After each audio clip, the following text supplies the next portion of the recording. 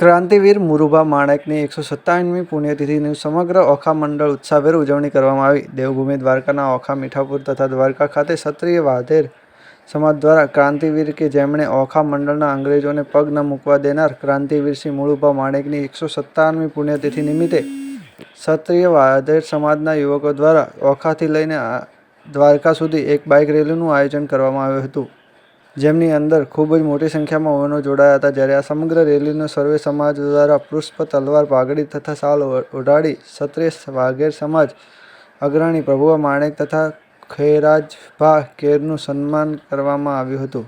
Bureau report Lalit Singadia, Devbhumi Dwarka.